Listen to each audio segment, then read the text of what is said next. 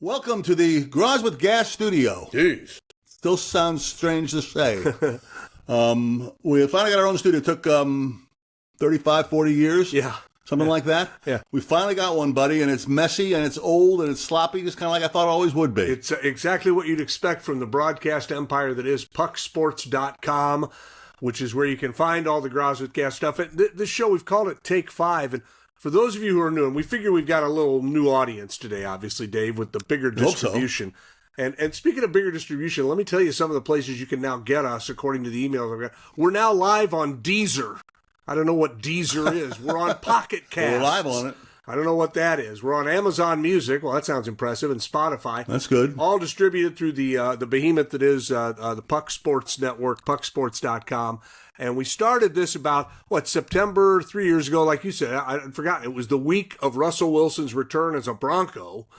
And we did it on Twitter for a while on what's called Spaces, which is just audio and just got more cumbersome and more messy and fewer people paying attention, so we thought we'd actually put a little effort in. And by put a little effort in, we mean call Puck and ask him to do some work for us, right? Right. Very little effort. That's it. So we'll do this. We'll record every Monday. It'll be up by Monday afternoon until we skip a Monday or whatever. And we'll just, we'll do what we've been doing, which is you throw something out and we riff on it, as we say. You ready to start riffing? I know where you're going to start. I'm almost like depressed. I can't even be angry after yesterday's game with the M's.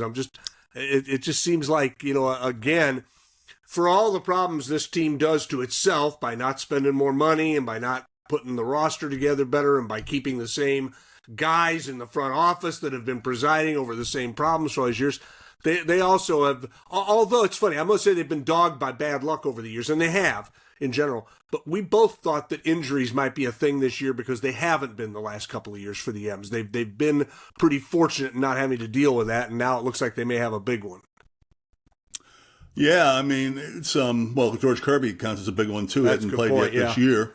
I mean, it's bad luck. Is almost an understatement. It's incredible the run of bad luck this franchise has had from the very beginning, with very, very few exceptions. And here's this guy Robles. This is a good story. This is a guy who was, cut loose by Washington. Was nothing special, and came here, and it turned out he had something special to give. And it was the first time in a long time the Mariners had brought in someone who was, really something special and really impacted them dramatically. And he did. I mean, he came in here, he played aggressively at the top of the lineup, he ran a lot, he added a level of excitement to it that they hadn't really had because they're still playing station-to-station baseball.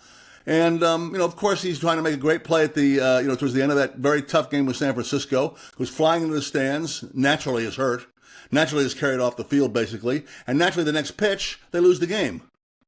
So we'll find out how long he's gone for. I don't think we found out yet, but I mean, it's, we saw it. I mean, it's going to be a while, to say the very least. And that's, another key guy lost. And this is a guy that's different from other guys because of what I was just spieling on. He's a guy who gives him life. He's a guy who gives him energy, and they're not a team that seems to have a lot of that right now. Well, and he obviously he's an everyday player, so that becomes a problem. Now you're patchworking with guys who aren't everyday players.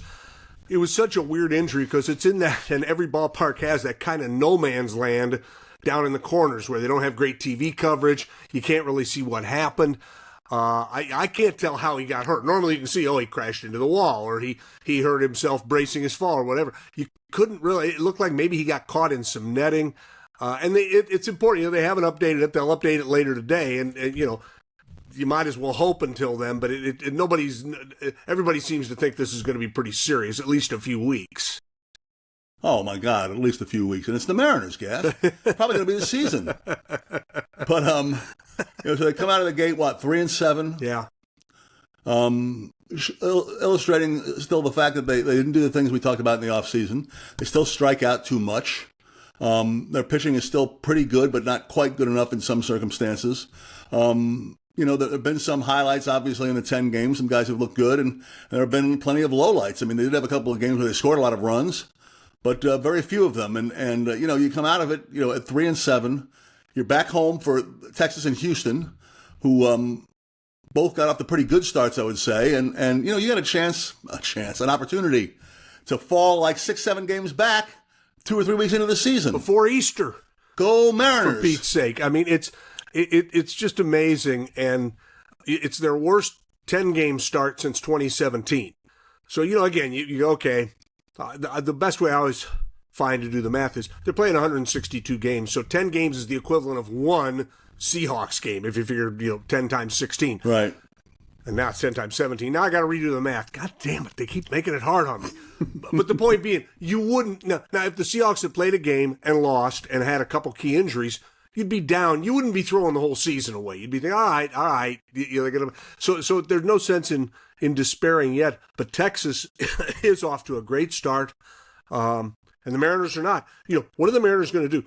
Rowdy Tellez was going to come in and maybe be a guy who could be a slugger and help you a little bit. He's not doing anything. I don't know how much longer they can keep rolling him out. Now they may have to, because again they're probably going to have to put Wrigley out in right field, which should work okay. And again, this team is so happy with platooning, and we've all again the way the sport works now, you've got it seems like half the guys on every team are like, oh, you can play against a right-hander, you can't play against a left-hander. The M's may have to run some guys out that they're not comfortable, in say a righty or a lefty matchup.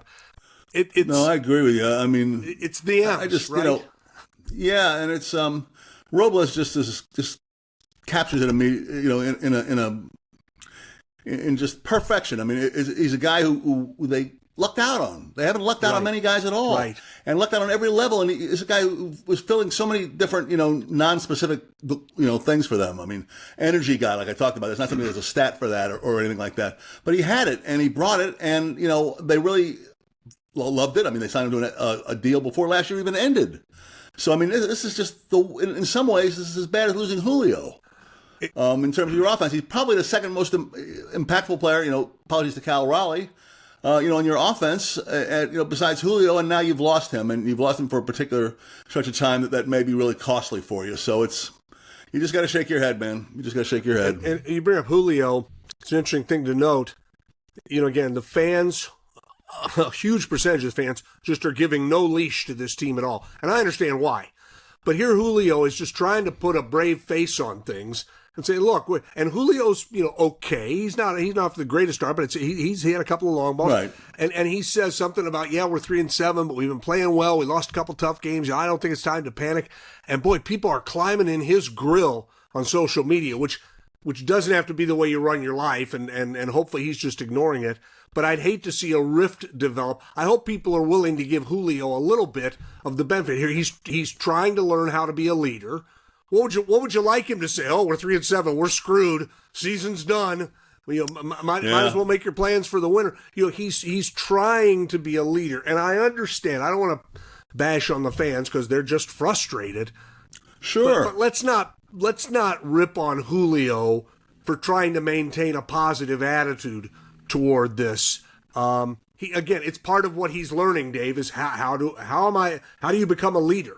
And there are people that will say, well, it's just natural, and maybe it is, but he's just trying to be that leader right now. Let's not rip on him for not, again, what do you expect? Yeah. It's like when a guy says, well, I think we're going to win. Whoa, he's guaranteeing a win. When was the last time? When was the last time you know? When was the last time you're an athlete say, oh, yeah, I think we're going to lose today? They're not wired that way. No, the biggest underdog on earth thinks it's a joke. Thinks, why are they favored by 2 touchdowns? We're going to drill these guys, whether it's true or not, because that's how they're wired. So I hope people aren't turning on Julio at what is still a pretty young age. Yeah, I mean that's the new X factor with this thing. You got these long-term deals signed to really young and experienced guys who become the face of your franchise to in some extent, to the greatest extent, and you're constantly getting feedback from the media, or excuse me, from your fan base. And if it's a frustrated fan base like we have here, it's potentially really damaging to you. I mean, we know that guys, I'm going to say you have rabbit ears and stuff, but that guys pay attention to it, and it affects guys. So it's just it's time to move on, guys. It's time to move on. We'll have plenty of time to beat on the Mariners. That's right. We just played one game according to the Seahawks schedule of it. Right. Let's turn to some good news. Sue Bird got into the Basketball Hall of Fame her first try, which was certainly deserved, and quickly reflecting on her career a little bit. I don't know. I think she's had the best pro basketball career in Seattle. I don't know that anyone really compares to it. The year she played, the the championships, the first team, this, that, and the other thing. And I'd argue she's probably one of the top couple of pro athletes ever to play in Seattle. Would you agree? Well, she spent 20 years here. I mean, the obvious default, if you're talking about basketball players, you'd go to Peyton, would be a good argument. And again, Gary's great. I'm not going to tear down Gary to make your point. No. But Sue was here for 20 years. The thing I've always felt amazed, one of the most amazing things about her, maybe the most amazing, is she was on 4 championship teams. By far the most successful sports dynasty in this town's history. 4 championship teams, 4 different head coaches for those championship teams. At least 3, and I'd almost argue 4 different rosters. I mean, there were some players that carried over, but it wasn't like she was a part of that great Celtics dynasty, which was basically the same group of guys for a lot of years, which is its own amazing feature. Sue did it with a lot of new teammates. She did it with new coaches. I think there were 3 ownership changes. A couple of them were internal within the group. But I mean, all of these things that can upset the apple cart, the one constant during that 20-year period was Sue. And she just... I thought Matt Calkins had an interesting piece in the Times on Sunday talking about she never won an MVP. She doesn't have one statistic that would knock your socks off. She just was, and he didn't, I'm paraphrasing him a little bit, but she was just there for 20 years, giving you the same thing, night in, night out, playing with a broken nose, showing leadership skills. I remember watching her take over huddles, and she'd start bitching at people and yelling at the coach and she was just I agree with you. The best pro basketball star, and I don't know. I mean, is Junior probably the best athlete professionally this city ever saw?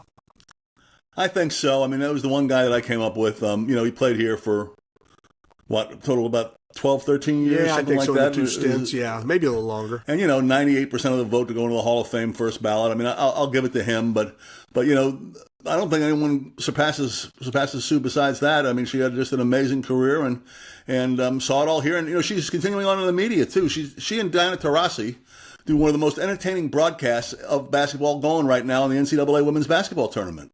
Absolutely spectacular. Yeah. So she's thriving. Well, and she's for lack of a better phrase, and she's such a good ambassador for the city and for basketball, for the Storm. She's obviously indicated she's got a small ownership stake in the Storm, so she's going to be around from time to time. Who'd have thunk?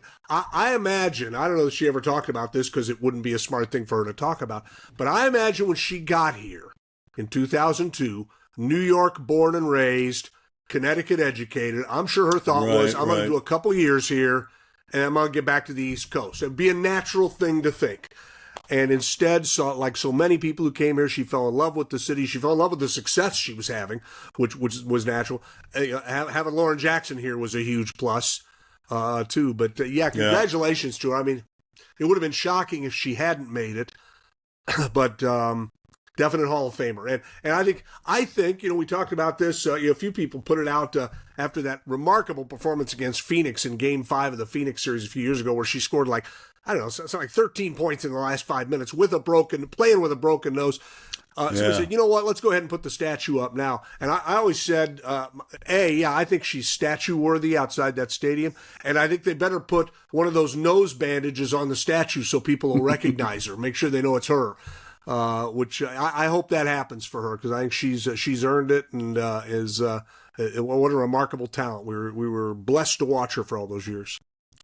College basketball season is going to end tonight with what's been a really great Final Four. I know it's only 2 games so far, but 2 really living up to the hype games between the number 1 seeds and just an amazing performance by the Houston Cougars. I mean, I gave up on that game. That doesn't surprise you, I'm sure. Yeah. I thought there was no way. I turned it off with about 8-9 minutes to go. I said, well, it's going to be Duke, and too bad for Kelvin Sampson. Kelvin was one of the first guys I met when I came to town when he was with Washington State. Had a lot of fun experiences with him, and he's been around. I mean, he's gone through the wars. He had the trouble that we know about in Indiana, but he's come out the other end with a Houston team that is just showed incredible bounce back in that win over Duke, and he's the oldest coach I think ever to coach for a championship in the NCAA tournament, 69.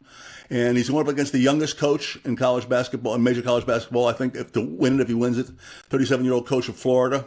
And it's on paper, it's a great game, and I think it's going to draw a lot of attention to it as well. It really was a special night the other night. And you can look at it from the Houston perspective. I'll look at it from the Duke perspective. A week ago, we're talking about John Shire. And I told you, I think it may be one of the greatest hires ever. This guy's going to step in. He looks like he's going to win a championship his third year. He's replacing the greatest coach in history, and he's doing it. And instead now, he has this albatross hanging on him, and it will stay on him for years because you could say Houston had a great comeback, and they did. You could also say Duke blew that game. Duke, just the failure to execute basic stuff in the last 8 minutes of that game was stunning for a Duke team. It was, and they I saw a stat today, Groz, since 1986, teams in the NCAA tournament that had better field goal percentage, that had more free throws attempted, that had more assists, more steals, and fewer turnovers were 335-0 in the tournament. They're now 335-1. Think about that. Yeah, that's Duke, a monkey, all right, Duke man. Shot the ball better. They had had twice as many free throw attempts. They had more steals. They had more assists. They had fewer turnovers, and just collapsed. I'm with you on Sampson. I can't quite embrace him the same. I'm still a little angry for what happened in Indiana. But I'll say this: you don't call me the irascible Hoosier for nothing. It's been 25 years, maybe or 20 years. I find myself thinking, Jesus, if you'd have gone in there and not done the dumb things he did, and he admits he did dumb things, maybe he'd be coaching Indiana still. He'd be there for 25 years, and we'd be having this success. I'll say this about him in terms of a redemption story. Here's a guy who gets suspended or gets fired at Oklahoma for breaking rules, goes to Indiana, breaks the same rules, gets fired there, is given a show cause penalty, which the NCAA doesn't do lightly, where you can't hire him. He's basically untouchable for 6 years, goes to Milwaukee and Houston as an assistant coach. Talk about a guy who loves to coach. Was willing to do all that until finally he got his chance where Houston said, we don't care, we want to hire him. And so it's a hell of a redemption story for him if he's able to finish it off tonight. It sure is. And, it's funny, when the tournament started, you were talking about some other older coaches, elder statesmen who had been troubled but win everywhere. And Rick Pitino was the guy who came to mind immediately. And Kelvin wasn't really talked about all that much. They really had a great shot last year at it and didn't make it. And now they have. And I'm expecting a great game tonight. And I just think, it is a tremendous redemption story and shows that old guys still have something going for them. Some of them do. Most of them don't. But some of them do. Us? No, it's going to be cool to see what happens. Florida, Houston's just a big, mean, tough, smart team. They're good. They're really good. Obviously, they're good. Florida's the fastest basketball team I've ever seen. We don't talk about speed in basketball as much, but they have got lightning speed. It feels like at every position. They move the ball quickly. It should be a real fun matchup. They're two number one seeds. It should be nothing but good in that one. But back to where I started, I think Duke fans are going to hang on to this loss for a lot. It's going to be kind of like the Seahawks in the Super Bowl. And it's even worse because the Seahawks didn't have like a 4-touchdown lead. The Seahawks, it boiled down to one call at the end of the game, which no one has ever admitted was a dumb call. And if they just admitted, I'd let go of it. I just want one person to say, given a decade of hindsight, maybe I'd go somewhere, but they won't. Duke's thing was, you really go back and look at it, they needed one play. Anywhere in the last 7 minutes, one play probably would have done it, and they couldn't do it, and more power to Houston for refusing to give up. I heard Rudy Tomjanovich, the old Rocket coach, never underestimate the heart of a champion. They showed the heart. Now give me another Lone Star. Yeah, they had a heart of a champion on that game, no doubt about that. Yeah, they did. The Masters coming up this week, which is for many of us the start of the golf season. First time we're paying any attention to it. Fred Couple, speaking of old guys at 65, is playing in it. That is, if they play it. It's. I think they canceled the practice round today for the first time ever. And evacuated the course. Yeah, I saw that. Because of the rain and thunderstorms that are going on there. It's supposed to be better by the weekend, but that's clearly going to be a story for it to begin with this year. It's the first big major of the year. It usually can plow through anything, and I'm sure it'll plow through this bad weather too. Yeah, they'll get through it. Now, I'm not a huge golf guy, but I saw an interesting note, and I've always liked this guy. It's hard to know who to like in golf anymore because they've created their own little, everything in the life has to be either or anymore. We can't just have anything nice. Rory McIlroy has won 2 tournaments going into the Masters. Not the last 2, but in the early part of the season, he's won twice. First time he's ever going to the Masters with 2 wins already under his belt. You got to figure he's going to win this thing sometime, isn't he? Well, it's Rory has been 10 years at least without a major. Yeah. After winning like 4, I mean, he was gonna win a whole ton of them, maybe even longer than that. So, I mean, and then last year he had 2, well, one particular, but a couple of really epic misses. So, yeah, I'll give him credit for being extremely mentally tough. Yeah. Because he's gone through a Greg Norman-esque kind of phase here, and he still is there every week. So I like to see him win. I like to see him play well. But last year was a little easier to figure out because at this point he had Scotty Scheffler having a Tiger Woods type season, which by the way he finished having a Tiger Woods-esque season, and is not it's golf. It's like any other sport. It's hard to do the same thing 2 years in a row. He hadn't quite come out of it yet. He's not playing terrible this year, but he hadn't looked like he has last year. So it's not as obvious, a choice going in this year because he's not having that dominant season that he's having. Yeah, it'll be it's all it's amazing. I say I'm not a big golf guy, but whatever goes on Sunday is always among the most dramatic stuff you'll see all year in any sport. I mean, whatever happens, right? It'll just be amazing. There'll be somebody who's not supposed to be there. There'll be somebody who's there but who's slipping. It's one of those things. It's kind of like what we talk about, and maybe this year was the exception. The first couple of days of the NCAA tournament, they always deliver. You're always getting a couple of classics. Well, the Masters always seems to deliver on Sunday too, and we'll see if it does again this year. So we're gonna capture any of our past glory on this show. We're gonna do any of the things that made us household names in the city of Seattle. I've got an in the news story, but first I did want to bring up one other thing. You were talking about a week ago about the women's basketball ratings, TV ratings. I saw an interesting article. I thought you'd like this. Yes, this year's ratings are down compared to last year, which had an awful lot going for it. But whoever wrote this article, they did a good job of saying, yeah, they're down, but they're the second highest ever. In other words, I read the article. Yeah, last year was a little bit of an anomaly because you had rivalry, you had Caitlin, you had all of this stuff going on. This year they've fallen back a little, but they're still the second best ever. So I'd say overall the sport seems pretty healthy. Right, 20% down from last year, but 10% up from where they were before last year. Yeah. So they did have some people hanging in, which is good news for them. And to that, at the other end of that spectrum, and I don't know what the hell I'd do right now. You know who's struggling is hockey, the NHL. And I'm going to talk. Yeah. I mean, the Kraken are a part of this. NHL ratings are down 29% on ESPN and down 24% on TNT. You just had one of the more remarkable things ever happen in the sport with Alec Ovechkin catching and then passing Wayne Gretzky's goals record.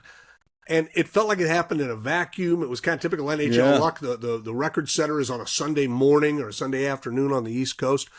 But and you've got that whole thing is Gretzky right now is in the crosshairs of the whole country of Canada because one of his buddies is Donald Trump. And I don't know if you've heard, Groz, but Canadians are wild about Donald right now. I have heard that. And so they're mad at Gretzky. They want him to make a stand.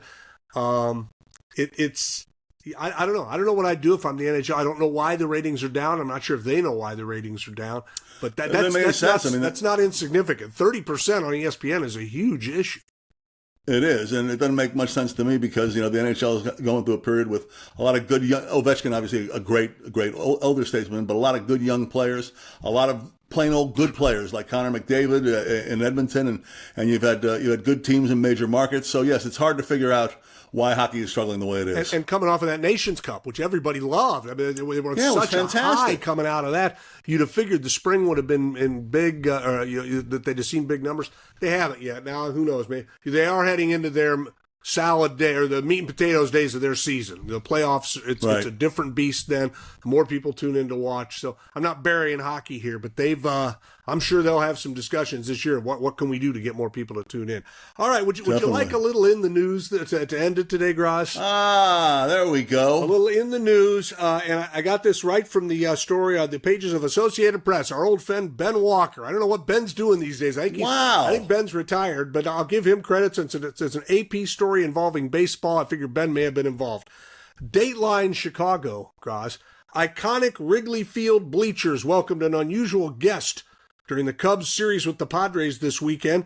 A goose nested in a juniper planter underneath the center field seats and the scoreboard, between the seats and the scoreboard during Saturday's game. They had two little goslings. There's a boy goose and a girl Goslings? goose. I don't know if I got to explain how this all works to you, Groz, but sometimes when a boy goose and a girl goose really like each other, they have a gosling. They have gosling. I think Or goslings. they do the gosling. They gosle each other. The next thing you know, they got kids. The geese, both geese, became agitated when fans began banging on it. I mean, the Cubs cleared the bleacher seats around. They said, we got to give the geese some room. But people start banging the wall out in center field when the Cubs are having a rally, and that seemed to agitate the geese, according to Debbie Hulteen, who was an interested observer and eyewitness. And as she said, the female got a little upset and started honking at everyone. And then the male came back and he sat next to her and was hissing at everyone. Whoa. So you got the girl goose honking and the boy goose hissing. It sounds like another typical Saturday at Wrigley Field to me. I've seen plenty of that behavior over the years. Gosling feathers everywhere. Indeed. All right, Big Groz, good to see you, boss.